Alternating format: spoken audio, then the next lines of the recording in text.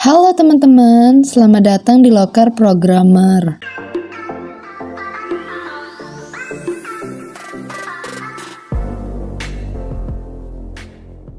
Di video kali ini saya akan membahas tentang menjadi freelancer di rumah.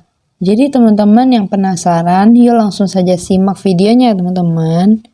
Sebelum ke pembahasannya, teman-teman sudah tahu belum freelancer itu? Freelancer atau pekerja freelance adalah seseorang yang menawarkan jasanya dan bekerja pada klien secara sambilan dan tidak memiliki komitmen dalam jangka waktu yang panjang. Jadi ya teman-teman, pekerja freelance ini umumnya memiliki waktu periode kerja yang cukup singkat dengan waktu mulai dari harian hingga tahunan. Jadi ya teman-teman, asalkan teman-teman itu berusia di atas 18 tahun dan mempunyai kemampuan khusus, itu bisa menjadi freelancer. Jadi selain itu, freelance ini adalah pekerjaan yang fleksibel, sehingga itu tidak akan memakan waktu pekerjaan utama teman-teman. Jadi freelance ini dapat dikatakan kerja sambilan yang untuk mendapatkan uang tambahan. Selanjutnya, bagaimana sih cara menjadi freelancer di rumah?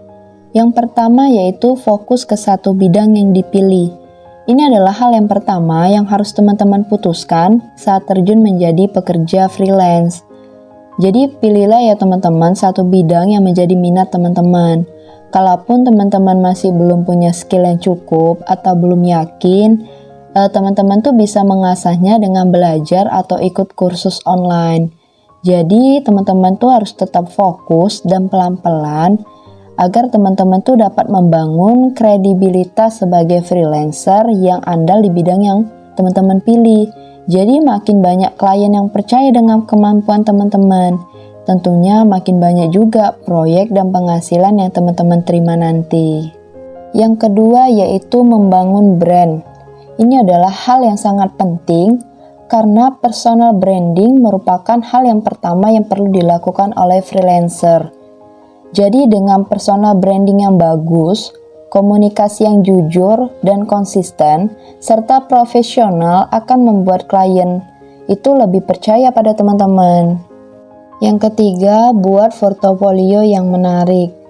Jangan lupa ya teman-teman, tunjukkan hasil karya atau proyek yang pernah dikerjakan teman-teman di dalam sebuah portofolio, sehingga para calon klien itu tertarik untuk memakai jasa teman-teman.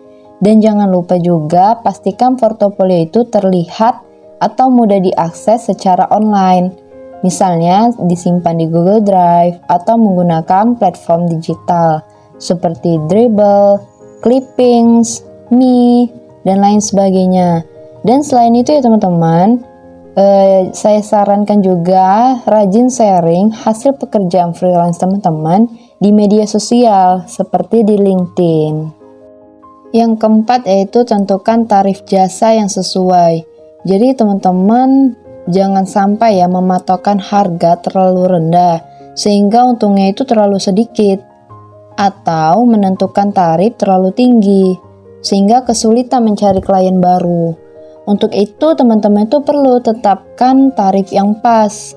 Sebagai bahan pertimbangan teman-teman, saya sarankan itu teman-teman bisa mencari tahu standar tarif jasa dengan bertanya ke freelancer yang lain dan sesuaikan dengan budget yang klien miliki atau menentukannya berdasarkan tingkat kesulitan pekerjaannya. Yang kelima yaitu gabung di komunitas freelancer.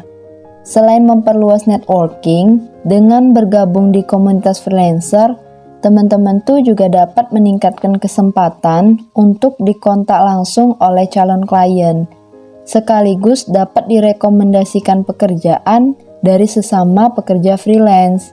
Dengan begitu, teman-teman tuh bisa dapat proyek baru agar penghasilan teman-teman itu tetap lancar. Yang keenam yaitu pastikan memiliki jaminan kesehatan atau asuransi. Tidak seperti karyawan yang sudah memiliki jaminan kesehatan dari perusahaan, pekerja freelance ini harus menyiapkan dana asuransi kesehatannya secara mandiri. Jadi teman-teman, sebelum mulai bekerja menjadi freelancer online, pastikan teman-teman itu memiliki dana darurat. dan terdaftar dalam program BPJS Kesehatan ataupun asuransi kesehatan.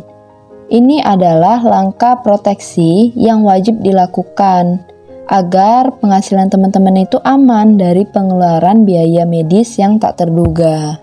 Yang ketujuh yaitu mempromosikan jasa freelance. Caranya ya teman-teman, itu bisa bergabung di situs freelance Indonesia agar jasa teman-teman itu lebih mudah ditemukan oleh klien. Yang terakhir yaitu membuat financial planning yang matang. Jadi untuk penghasilan sebagai freelancer online, biasanya itu tidak menentu ya teman-teman. Itu tergantung dari banyaknya proyek yang dikerjakan teman-teman di tiap bulannya. Jadi saya sarankan untuk teman-teman mengatur cash flow keuangan teman-teman dengan cermat agar pengeluaran tuh selalu dapat dikontrol dan teman-teman tuh dapat mencapai tujuan finansial. Selanjutnya yaitu bagaimana sih kelebihan dan kekurangan menjadi seorang freelancer? Kelebihan yang pertama yaitu tidak terikat jam kerja. Yang kedua, bebas lokasi bekerja. Yang ketiga, bebas memilih klien. Yang keempat, punya pengalaman yang beragam. Yang kelima, keseimbangan antara kerja dan kehidupan pribadi. Yang keenam, jaringan yang makin luas. Yang ketujuh, bisa jadi bos buat diri sendiri. Yang kedelapan, bayaran sesuai kemampuan dan bisa lebih besar. Dan kekurangan menjadi freelancer yang pertama yaitu penghasilan tidak menentu. Yang kedua, tidak mendapatkan fasilitas perusahaan. Yang ketiga, membutuhkan personal branding yang bagus. Yang keempat, butuh kedisiplinan. Yang kelima, persaingan antara freelancer sangat ketat. Yang keenam, risiko berhadapan dengan klien yang kurang menyenangkan.